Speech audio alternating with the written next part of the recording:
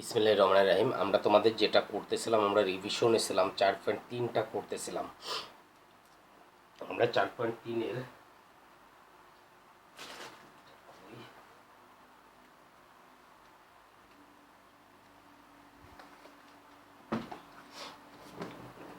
4.3 করতেছিলাম। আমরা পূর্ণক বের করা শিখছিলাম। এটা 88 এবং 89 পৃষ্ঠা ছিল। লগের পূর্ণক বের করা, লগের সাধারণ লগের অংশক বা পূর্ণক, সাধারণ লগের অংশক বা পূর্ণক যেটা হবে দুইভাবে আসতে পারে। এখানে লগ 2717, তুমি এটাকে এত ইকুয়াল টু কত এটা বের করবা। ক্যালকুলেটারে লগ লিখে এটা লিখবা, লিখে চাপ দিলে আমাদের যেটা আসবে 3.43409। এখন এই যে আমরা যে মানটা পেলাম, এইখানে হচ্ছে অংশক এবং পূর্ণক দুইটাই থাকে। এখন এর আগে আমরা যেটা করছিলাম যে পূর্ণক বের করতে হলে আমরা দুইটা সূত্র ইউজ করছি। একটা হচ্ছে এম মাইনাস ওয়ান, আর একটা হচ্ছে -k+1। দেখো এই দশমিকের আগে কিন্তু একটা সংখ্যা আছে, শূন্য নাই। তাহলে এটা কিন্তু আমাদের অটোমেটিকভাবে পড়ার কথা হচ্ছে m-1 এই সূত্রে। কিন্তু এই লগের ক্ষেত্রে এই দুইটা সূত্রর কোনোটাই ইউজ করতে আমরা পারবো না।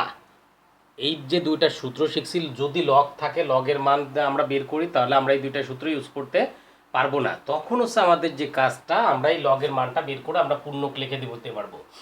অতএব লগ 2717 এর পূর্ণক, দশমিকের আগেরটা ওটাকে বলা হয় পূর্ণক, এবং অংশক অংশক বলা হবে দশমিক সহ বাকি অংশটাকে। অংশক 043409, এটা হচ্ছে অংশক। এখন এই লগের মান যদি মাইনাস আসে তাহলে কি করব? তাহলে আগে ক্লিয়ার হইছো। পূর্ণক বের করার আমরা দুইটা সূত্র জানি, একটা হচ্ছে m-1 আর একটা হচ্ছে -k+1। এই সূত্রটা ব্যবহার করি হচ্ছে দশমিকের আগে যদি শূন্য না থেকে সংখ্যা থাকে, সার্থক অঙ্ক থাকে। এখানে সংখ্যা ছিল, তাহলে এই সূত্রে পড়ার কথা ছিল, কিন্তু এটা তো পড়বে না কারণ এখানে লগ আছে। আবার এটাতেও যাবে না কারণ এখানে লগ আছে। লগ থাকলে পরে ওর মান যেটা আসবে ওটা। এখন লগ আবার দুই ধরনের হয়, একটা হচ্ছে লগের মান আমরা ধনাত্মক পাবো, আর একটা হচ্ছে ঋণাত্মক পাবো। যদি ঋণাত্মক লগ পাই তাহলে কি করব? যেমন 14 নম্বরে বলছে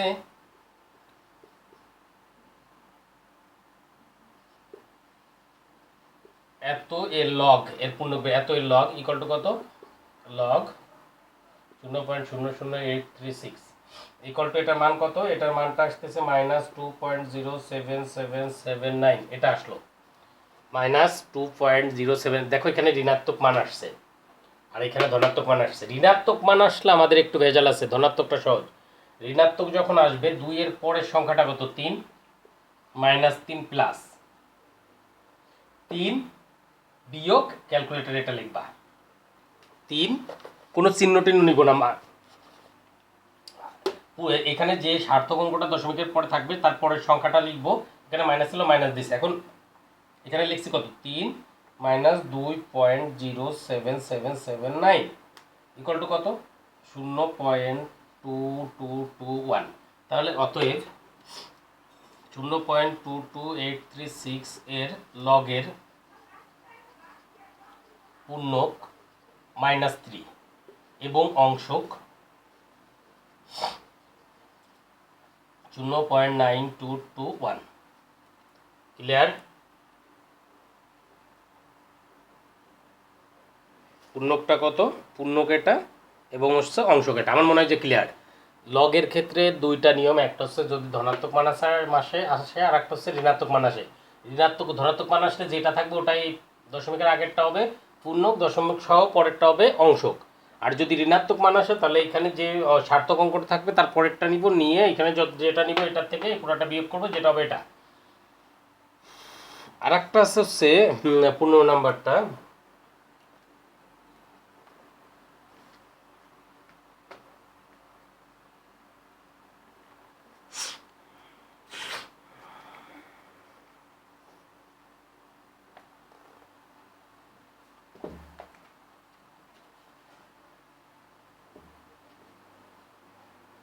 পনেরো নাম্বারটা একটু খেয়াল করো। লগ ই ভিত্তিক 10 আছে। লগ ই ভিত্তিক 10 থাকলে আমরা করতে পারি না, আমাদের এটা 10 ভিত্তিক ই বানাইতে হয়। লগ 10 ভিত্তিক লগ ই ভিত্তিক 10, এটাকে যদি 10 ভিত্তিক ই লিখি তাহলে 1 লিখতে হয়।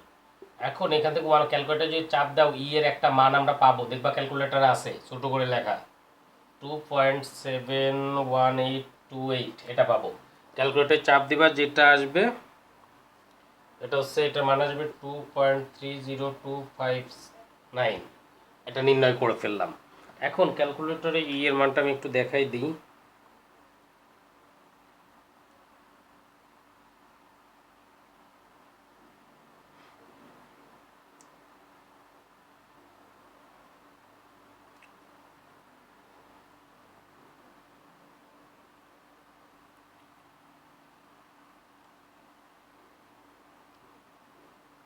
লন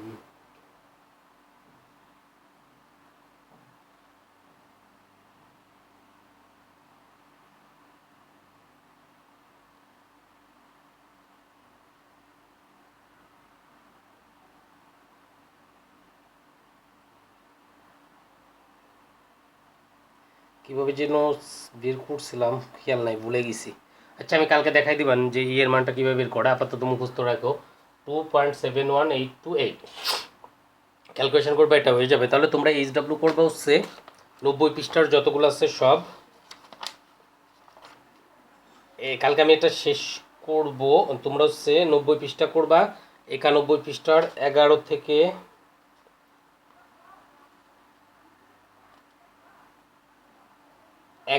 17 পর্যন্ত করবা। যদি না পারো তাহলে আমি করে দেবো। 11 থেকে 17 করবা আর 90 পৃষ্ঠাটা করবা, কারণ কালকে আমার যে এমসিকিউগুলো আছে ওগুলো বুঝাইতে অনেক সময় লাগবে।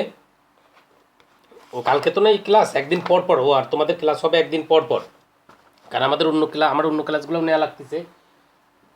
এই জন্য আমি অধ্যায়টা পুরো শেষ করে দিই, তোমরা পড়ে তাহলে আমাকে দিতে পারবা।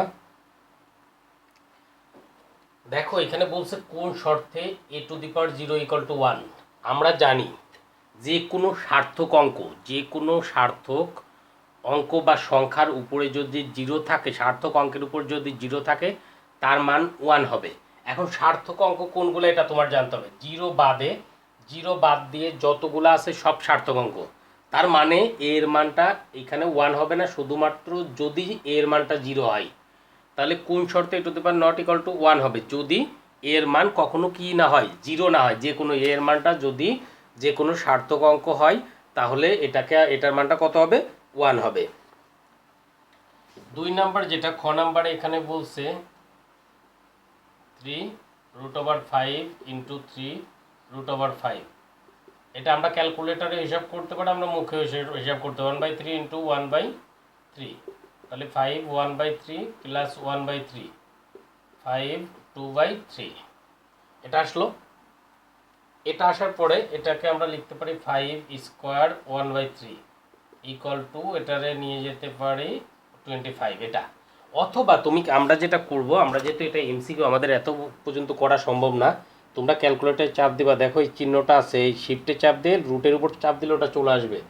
√5 ইন্টু শিফটে চাপ দিয়ে রুটের উপর চাপ দিয়ে এটা হচ্ছে 5 = এখানে একটা মান পাইছি, এই মানটা হচ্ছে ক্যালকুলেট 2.92। এখন আমাদের অ্যান্সার 4টা দেয়া আছে, তুমি এইগুলা চাপ দিতে থাকবা, যেটা আসবে ওটাই হবে উত্তর।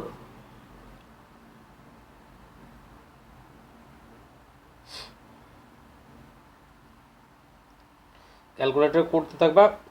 যেমন এখানে প্রথম যেটা আসছে 6√5, এটা কিন্তু ক্যালকুলেটর এই চিহ্নটা নেই। 6√5, তোমার কাজ হচ্ছে 5 × 1/6।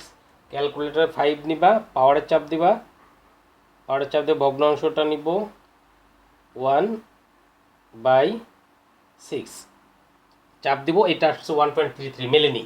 ক্যালকুলেটরে চাপ দিয়ে যেটা মিলবে ওটার সাথে ওটার উত্তর মিলাবা। যে এখানে যেটা পাইছি এই উত্তরটা কই জন্য পাইলাম 2.9, এটার সাথে যেটা মিলে যাবে ওটাই হচ্ছে উত্তর হবে। 3 নম্বরে বলছে লগ এ ভিত্তিক এ = 1 কোন ক্ষেত্রে সঠিক? কোন ক্ষেত্রে এটা সঠিক হবে? log 1 এর মান কত? log 1 যদি নিই, log 1 এর মান কত? যে কোনো ভিত্তি আমি নিতে পারি। log 1 এর মান হচ্ছে 0। log 1 এর মান হচ্ছে 0, এটা আমরা জানি। log 1 এর মানটা কত হবে? 0 হবে। তার মানে এখানে log 1 এর মান, তার মানে এইখানে আমার যেটা দেয়া ছিল এ দেয়া ছিল, এখন এর পরিবর্তে যদি আমি 1 নিই তাহলে এখানে আসবে লগ 1 1 ইকুয়াল টু কত 0, কিন্তু ওরা কত বলছে 0 না বলছে 1, তাহলে এখানে এর মানটা কত হতে পারবে না, এ নট ইকুয়াল টু 0 হতে পারবে না। আর একটা কথা আমরা জানি লগের মান কখনো কি হয় না, ঋণাত্মক হয় না। লগের মানটা কখনো কি হবে না, ঋণাত্মক হবে না, মাইনাসটা হবে না, অর্থাৎ এটা কখনো 0 থেকে ছোট হবে, এর মানটা 0 থেকে কখনো কি হবে না, ছোট হবে না। এর মান যদি 0 থেকে ছোট হয়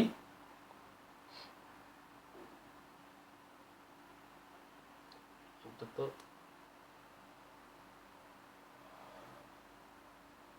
এর মানটা কখনো 0 থেকে ছোট হবে না, অর্থাৎ এই কথাটা যদি আমরা ঘোরাই বলি যে এর মানটা সবসময় কি হবে 0 থেকে বড় হবে, 0 থেকে কখনো ছোট হতে পারবে না, ঋণাত্মক মানটা হতে পারবে না। তার মানে শর্ত হচ্ছে এ নট ইকুয়াল টু 0 অথবা এ লেস দেন 0 অথবা এ গ্রেটার দেন 0। এই শর্তের মধ্যে যেটা যেটা থাকবে আমাদের আছে হচ্ছে এটা আর এটা দেয়া আছে গ নাম্বারে।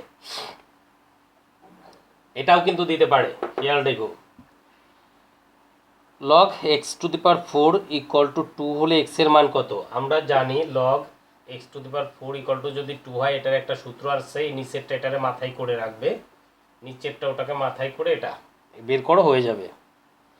4 নম্বরে বলছে, প্রথম দিন আমি যখন ক্লাস করা একদম প্রথমেই শুরু করছিলাম যে বৈজ্ঞানিক পদ্ধতি লেখার নিয়ম, এ গুণ 10 টু দি পাওয়ার এন, এ গুণ 10 টু দি পাওয়ার এন, এখানে এ এর মানটা কত হবে? এর মানটা হতে পারবে 1 এর সমান, অর্থাৎ যে কোনো সার্থক অঙ্ক। এখন সার্থক অঙ্কের যদি আমরা সিরিয়াল কাটি, সিরিয়াল লিখি, তাহলে কত হবে? 1 এর সমান 1 থেকে বড় বা এবং 10 থেকে ছোট, অথবা যদি বলতো 0 থেকে বড় অথবা 10 থেকে ছোট তাহলেও কিন্তু হতো, অথবা যদি বলতো 9 এর সমান বা 9 থেকে ছোট তাহলেও হতো।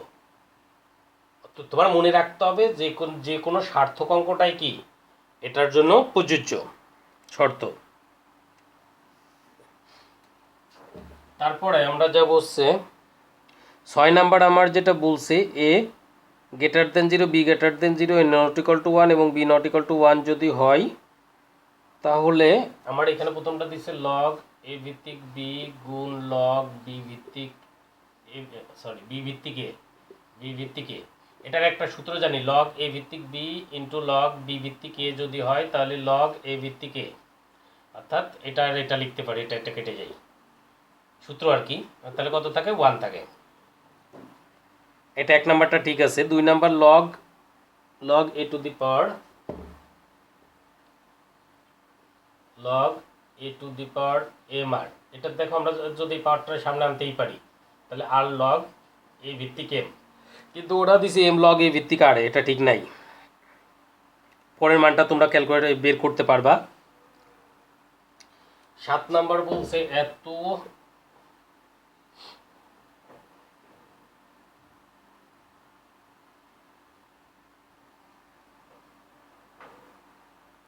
এতই সাধারণ লগের পূর্ণক, সাধারণ লগের পূর্ণক যেহেতু বলছে, এটা ক্যালকুলেটরে চাপ দাও, যে মানটা প্লাস আসলে ধনাত্মক আসলে একটা বা ঋণাত্মক আসলে একটা, এটা আমরা জানি, যেটা আসবে ওটা বের করো।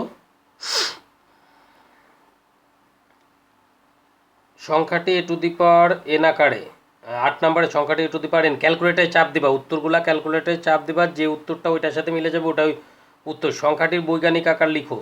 এখন এটা যদি বৈজ্ঞানিক আকার লিখি 2.225, এটার বৈজ্ঞানিক আকার লিখতে গেলে আমরা জানি দশমিকটা একটা সার্থক অঙ্কের পরে যাবে, 10 টু দি পাওয়ার যেহেতু পিছাইছে 2 ঘর -2, এটা হচ্ছে বৈজ্ঞানিক রূপ। সংখ্যাটি সাধারণ লগের পূর্ণক কত?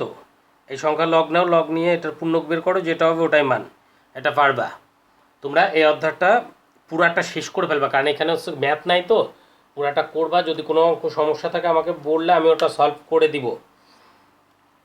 এটা গেল। এরপরে আমরা যাব কেমিস্ট্রিতে, যেহেতু আমি একদিন পর পর ক্লাস নেব, এই জন্য পড়াগুলো আমি একটু বেশি দিব, তোমরা পড়ে আর কি আগাইতে হবে। আমরা পঞ্চম অধ্যায়তে যাব। আমরা পঞ্চম অধ্যায়তে যেটা পড়তেছিলাম, আমরা যোজতা পড়ছিলাম, যোজনী পড়ছিলাম, সুপ্ত যোজনী পড়ছিলাম।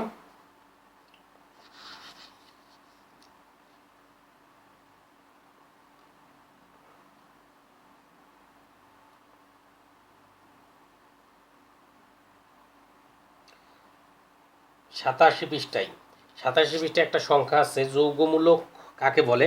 একাধিক মৌলের কতিপয় পরমাণু বা আয়ন পরস্পরের সাথে মিলিত হয়ে ধনাত্মক বা ঋণাত্মক আধান বিশিষ্ট একটি পরমাণু গুচ্ছ তৈরি করে এবং এটি একটি মৌলের আয়নের ন্যায় আচরণ করে। এই ধরনের পরমাণু গুচ্ছকে যৌগমূলক বলা হয়। সংজ্ঞাটা পড়বা।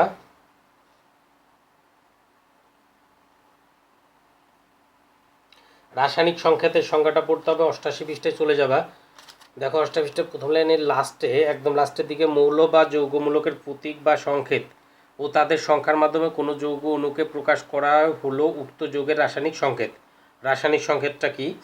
রাসায়নিক সংকেত লেখার নিয়ম আমি আন্ডারলাইন করে দিছিলাম যে এটা পড়তে হবে, এই কয় লাইনটা ওটা পড়তে হবে। আণবিক সংকেত কাকে বলে? একদম প্রথম লাইনটা 5.5-এ চলে গেছে, 89 পৃষ্ঠা 5.5-এ, কারণ এইগুলো আমার বেশি লাগবে না, এগুলা তোমরা পারবা। একটি মৌল বা যৌগের অণুতে যে যে ধরনের মৌল পরমাণু থাকে তাদের প্রতীক বা যে মৌলের পরমাণু যতটা থাকে সেই সকল সংখ্যা দিয়ে প্রকাশের সংখ্যাকে আণবিক সংকেত বা রাসায়নিক সংকেত বলে। আণবিক সংকেত বা রাসায়নিক সংকেত বলে। তারপরেই দেখো ওই লাইনেই লাস্টের দিকে, একটি অণুতে মৌলের পরমাণু যেভাবে সাজানোর প্রতীক বা বন্ধনের মাধ্যমে তা প্রকাশ করাই গাঠনিক সংকেত। এখানে আমাদের গাঠনিক সংকেতগুলো মনে রাখতে হবে। কোনটা? প্রোপেনের গাঠনিক সংকেতটা আছে, পানির গাঠনিক সংকেতটা আছে, মিথেনের গাঠনিক সংকেতটা আছে। অষ্টক ও 2-এর নিয়ম। এখানে অষ্টক নিয়ম কাকে বলে এটা পড়ছিলাম। 2-এর নিয়ম কাকে বলে? 5.6। তাহলে আমাদের পড়া যেগুলো আমি একটু বলে দিই, নাহলে একদম মাখাই ফেলবা। যৌগমূলক কাকে বলে? সংজ্ঞা হচ্ছে যৌগমূলক। 2 নম্বর হচ্ছে রাসায়নিক সংকেত।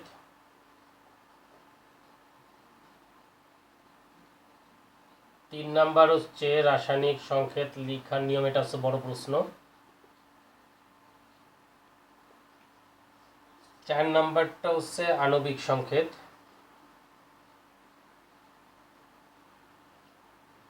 5 নাম্বারটা হচ্ছে গাঠনিক সংকেত। 6 নাম্বারটা হচ্ছে অষ্টক নিয়ম।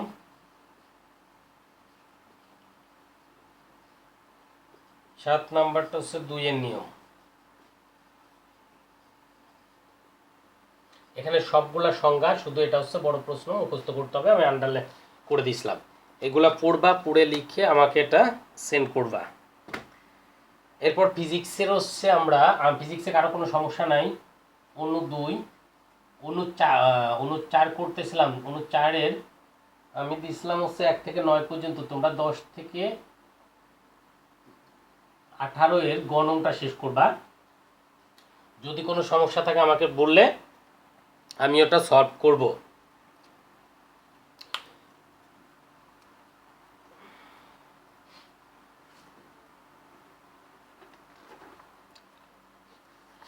বায়োলজিতে আমরা দ্বিতীয় অধ্যায়তে ছিলাম। দ্বিতীয় অধ্যায়তে আমরা 2টা চিত্র দিয়েছিলাম। আজকে